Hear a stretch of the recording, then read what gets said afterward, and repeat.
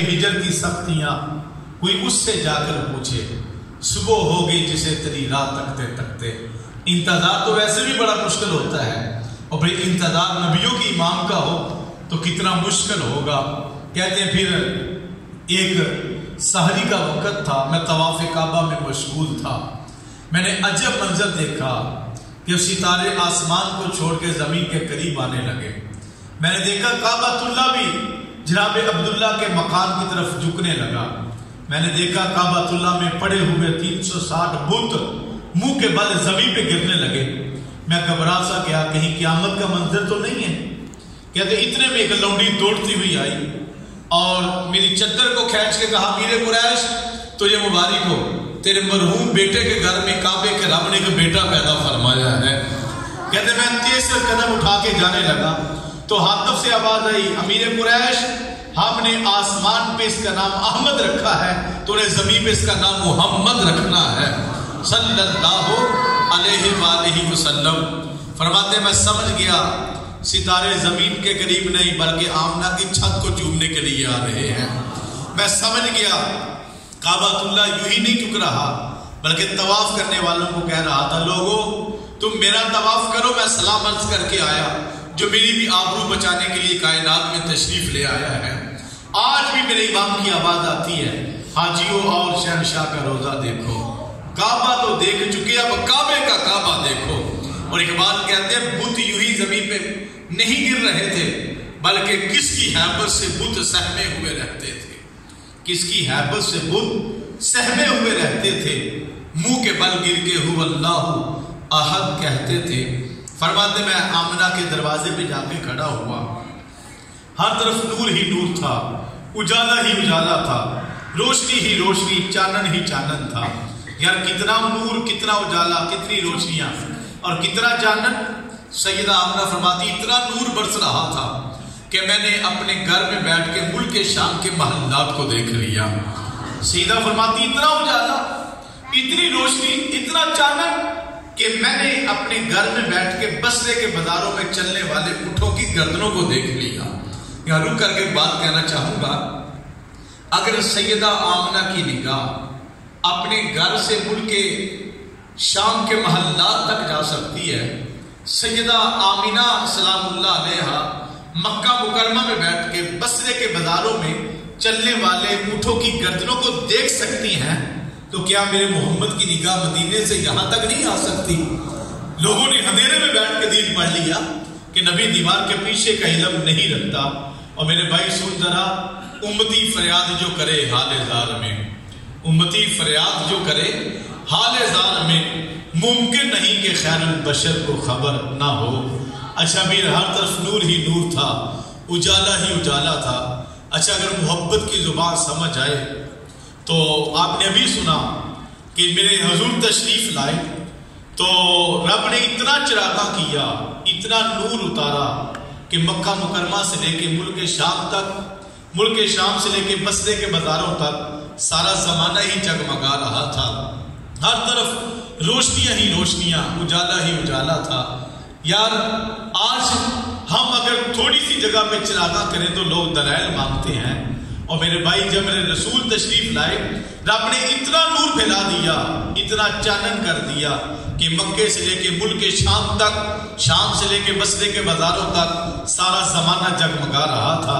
بلکہ سچی بات تو یہ ہے، کائنات میں جتنا بھی چراغا ہے، جتنا بھی اجالا ہے، جتنی بھی روشنی اور جتنا بھی چانن ہے، یہ سارے کا سارا چانن صدقہ ہے میرے محمد کے قدموں کا صلی اللہ علیہ وآلہ وسلم۔ اگر حضور تشریف نہ لاتے تو کائنات میں اندھیرا ہی اندھیرا ہوتا، روشنی کا نام و نشان بھی نہ ہوتا۔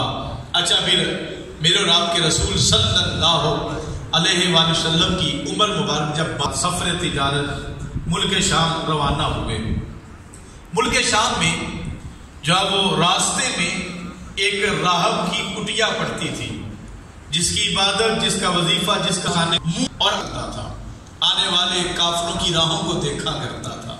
اچھا پھر ایک دوپہر یہ اپنے عبادت خانے کی چھت پہ بیٹھا تھا، اس نے عجب منظر دیکھا، جو مقصود تھا وہ مل گیا کہ ایک قافلہ مکہ مکرمہ سے آ رہا ہے، قافلے میں ایک سال کا بچہ بھی ہے. اچھا جب یہ بچہ دھوپ سے گزرتا ہے تو آسمان سے بادل آ کے اس بچے کے سر پہ سایہ کرتا ہے. جب درختوں کے قریب سے گزرتا ہے نا تو درختوں کی ٹہنیاں جھک جھک کر اس کے جسم کو بوسہ دیتی ہیں. اور جب یہ پتھروں کے قریب سے گزرتا ہے تو پتھروں کا بھی انداز محبت بکھرا ہی ہے نا. حضرت علی کہتے ہیں نا میرے رسول صلی اللہ علیہ وسلم نے ارشاد فرمایا کہ میں آج بھی مکہ مکرمہ کے اس پتھر کو جانتا ہوں جو اعلان نبوت سے پہلے محمد پہ صلوات و سلام پڑھا کرتا تھا. اچھا پھر دیکھیے جب اس نے یہ منظر دیکھا تو اپنی عبادت خانے کی چھت سے دوڑ کر کے نیچے آیا. کہا امیر قافلہ کون ہے؟ لوگوں نے جناب ابو طالب کی طرف اشارہ کی. کہا ابو طالب اگر تو کہے تو آج میں تمہارے لیے دسترخوانہ بچھا دوں. صحرا کا سفر ہو، گرمی کا موسم ہو، دسترخوان تیار مل جائے.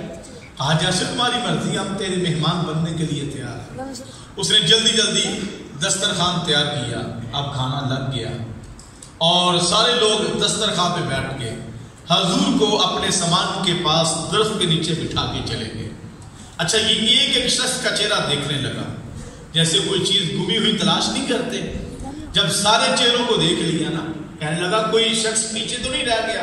کہا نہیں سارے لوگ ہم آگے ہیں. آپ بھی غور سے دیکھو ذرا تو بتایا کہ ایک بچہ ہے جس کو ہم درخت کے نیچے اپنے سامان کے پاس بٹھا کے آئے ہیں. تو یہ اچھا پڑا. کہا تم نے بھی حد کر دی ہے، تم پہلے بھی آتے تھے، پہلے تمہاری دعوت والا کس نے کی تھی؟ تو پہلے نہیں گزرتے تھے؟ پہلے تمہارے لیے کسی نے دسترخوان بچھایا تھا؟ کہا نہیں. کہا آج تمہارے لیے اگر دسترخوان بچھایا ہے تو تم دولہا پیچھے چھوڑ کے برات کو لے کے آگے آ گئے ہو. کہا جس کے لیے دسترخوان بچھایا ہے اسی کو تم پیچھے چھوڑ آئے. جب حضور علیہ السلام کو بلایا دسترخوان پہ بیٹھے، کہا میں تمہارا جسم دیکھنا چاہتا ہوں. حضور نے فرمایا ستر عورت کے علاوہ جو دیکھنا چاہو. اس نے حضور کی آنکھوں کو دیکھا. اشکال العینین، حضور کے ناک مبارک کو دیکھا. جب مجھ سے کپڑا اٹھا کے مور نبوت کو دیکھا نا تو لپٹ گیا، چومنے لگا. کہا یا ابا طالب ھذا خاتم المرسلین. کہا ابو طالب میں تجھے بشارت دیتا ہوں یہ نبیوں کا خاتم بن کے کائنات میں آیا ہے. ھذا قائد المرسلین، یہ نبیوں کا قائد بن کے کائنات میں تشریف لایا ہے. اس کو واپس لے جا کہیں شام کے یہودی اس کو نقصان نہ پہنچائے.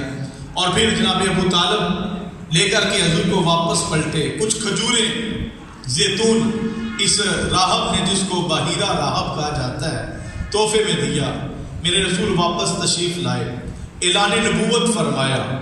اعلان نبوت کے بعد مولا کائنات جناب صدیق اکبر، سیدہ خدیجہ، حضرت زید بن حارثہ جب یہ لوگ حضور کے دامن کے ساتھ وابستہ ہوئے اور دار اسلام میں داخل ہوئے، عامر بن ربیعہ کہتے ہیں کہ میں حضور کی بارگاہ میں حاضر ہوا.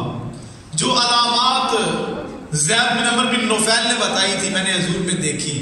میں نے کلمہ پڑھا، میں نے عرض کیا تو زید بن عمر بن نفیل سلام عرض کرتا تھا اور غار حرا کی بلندیوں پہ زندگی آپ کے انتظار میں گزار کے چلا گیا. اچھا بھی سنیے میرے اور آپ کے رسول صلی اللہ علیہ وسلم نے اپنا رخ زیبا آسمان کی طرف بلند کیا اور پھر فرمایا میں دیکھ رہا ہوں زید بن عمر بن نفیل اپنی چادر کو گھسیٹتے ہوئے جنت میں خرامہ خرامہ چل رہا ہے. یار دیکھو لوگوں نے زندگیاں قربان کر دی حضور کے انتظار میں. کوئی غار حرا کی بلندیوں میں بیٹھا ہوا ہے. حضور کے قصیدے 571 سال قبل اپنی امتیوں میں کھڑے ہو کر کے کوئی نبی پڑھ رہا ہے کہ مبشرم برسولی یأتی من بعد اسمہ احمد. کوئی سرے دور عرض کرتا مالک مجھے بھی اس پیغمبر محمد کا امتی ہونے کا شرف عطا فرما دے. کوئی سین حرم میں کھڑے ہو کے کہتا ہے ربنا وابعث فیہم رسولا. اچھا وہ طبا کے زمانے کا واقعہ آپ جانتے ہیں. حضور کی آمد سے 1000 سال قبل 400 علماء مدینہ منورہ کی سرزمین میں میرے حضور کے انتظار میں بیٹھے ہوئے ہیں. یار ہم اپنے بختوں پہ ناز نہ کریں، اپنے مقدروں پہ قربان نہ جائیں. ہم نے طویل انتظار بھی نہیں کیا، ہم نے کوئی لمبی دعائیں بھی نہیں مانگی، ہم نے منت بھی نہیں مانگی، ہم نے کوئی التجا بھی نہیں کی. یار ہمارے تو بخت نے یاوری کی ہے نا، ہمارے تو مقدر کو معراج ہوئی. ہم زمین پہ آئے ابھی تو ہماری آنکھ بھی ٹھیک سے نہیں کھلی تھی کہ والد گرامی مسجد سے امام صاحب کو لے گئے. امام صاحب نے قرآن پڑھنے والے لب ہمارے کانوں کے قریب کر کے ایک میٹھا سا نغمہ سنایا, اشہد ان محمد رسول اللہ. اور آنے والے تو یہ مبارک ہو, تو میرے محمد کا نوکر بن کے کائنات میں آیا ہے, حضور کا غلام بن کے آیا ہے. ہم تو اپنے بختوں پہ جتنا ناز کریں اتنا ہی تھوڑا ہے. محمد جانے جانا ہے, پیغمبر ہو تو ایسا ہو. محمد جانے جانا ہے, پیغمبر ہو تو یا ہم کو غلام ان کا مقدر ہو تو ایسا ہو. ہم تو اپنے بختوں پہ ناز کریں. ایک دن یا ایک رات کا میلاد نہیں, ساری زندگی بھی میلاد میں گزار دے تو حق شکریہ ادا نہیں ہوگا. لیکن میرے بھائی سن لیجئے, اوروں کا پیام اور ہے, میرا پیام اور ہے. درد مند عشق کا طرز کلام کچھ اور ہے. اگر ہم ساری زندگی بھی میلاد منائیں تو حق شکریہ ادا نہیں ہوگا. لیکن یہ بات ذہن میں رکھیں, اگر ساری رات ہم محفل میلاد میں بیٹھے رہیں, ساری رات بازار سجاتے رہیں, گلیاں سجاتے رہیں, دوسری رائے نہیں ہے, صلہ دیا جائے گا. جو امام بخاری نے روایت نقل کی ہے, اس کی سند پہ اگرچہ علماء بحث کریں, لیکن فضائل میں بہرکیف جو اصول حدیث کے علماء ہیں لکھتے ہیں کہ ضعیف بھی معتبر ہوتی ہے کہ جب ابو لہب نے بھتیجا سمجھ کے خوشی کرتے ہوئے صہیبہ کو انگلی سے کے اشارے سے آزاد کیا تو عرش کے رحمان نے اس کو بھی محروم نہیں رکھا. اگر ابو لہب جیسا بدترین کافر محروم نہیں رہتا تو مجھے بتاؤ, حضور کا امتی اگر حضور کے میلاد کی خوشی کرے تو کیسے محروم رہے گا. لیکن یہ بات ذہن میں رکھیں, ساری رات محفل میلاد میں بیٹھے, ساری رات گلیاں سجائیں, بازار سجائیں, لیکن تہجد کا وقت ہوا, نیند کا غلبہ ہوا اور آغوش نیند میں چلے گئے. فجر اسی رسول نے فرمایا, سنو رب نے میری آنکھوں کی ٹھنڈک نماز میں رکھی ہوئی ہے. اچھا, اگر ہم نے سینے پہ نقش نالین لگا لیا, اس نقش نالین کی برکتیں نصیب ہوں گی. لیکن اگر ہم نے سینے پہ نقش نالین لگایا لیکن ہمارے سینے میں تکبر بھی پایا گیا, حسد بھی پایا گیا, بغض بھی پایا گیا, کینے جیسی لعنت بھی پائی گئی, تو مجھے بتاؤ ان لعنتوں کو سینے میں رکھ کر کے ہم کیسے جو ہے وہ نقش نالین کی برکتیں سمیٹ پائیں گے. ہم محفل نعت میں بیٹھے, محفل میلاد میں بیٹھے, خطاب کو سماعت کیا, بڑے جوش و جذبے کے ساتھ ہم نے دونوں ہاتھ بلند کر کے کہا ہمیں غلامی رسول میں موت بھی قبول ہے. میرے بھائی تمہیں پتہ ہے میرے رسول نے فرمایا کہ موت ایسے ہی ہے جیسے زندہ بکری کے جسم سے کھال کو ادھیر لیا جائے. اور عیسیٰ بن نوح جو جوانی میں انتقال کر گئے, جب عیسیٰ علیہ السلام نے قم باذن اللہ کہا تو ان کے سر اور داڑھی کے بال سفید تھے. لوگوں نے کہا حضرت ہم نے پڑھا ہے یہ جوانی میں انتقال کر گئے, پھر بال سفید کیسے ہوئے؟ تو عیسیٰ بن نوح نے کہا حضرت جب ان لوگوں نے مجھے قبر میں رکھا نا تو قبر کی وحشت کی وجہ سے میرے سر اور داڑھی کے بال سفید ہو گئے ہیں.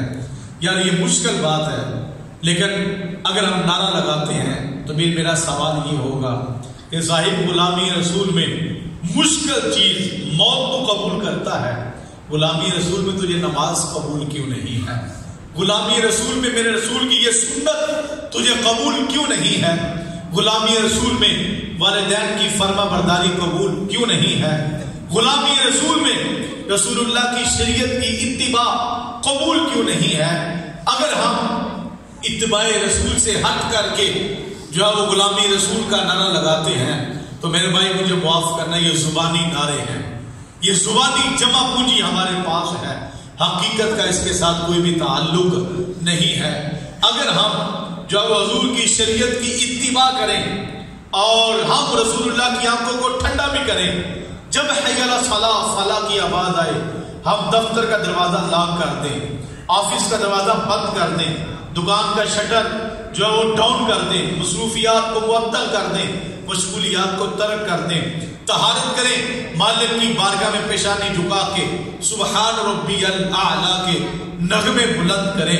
پھر وہ میدان حشر جب آئے گا, یوم یفر المرء من اخیہ وامہ وابیہ, ایسے منظر جب نبی بھی کہیں گے اذهبوا الی غیری, پھر وہ میلاد منانے والا جو شریعت کی اتباع بھی کرتا ہے میرے رسول اس کو دیکھ کے کہیں گے آنا لہا اور در بدر بھٹکنے والے ادھر آ جا، میرے مالک نے تیری شفاعت کے لیے محمد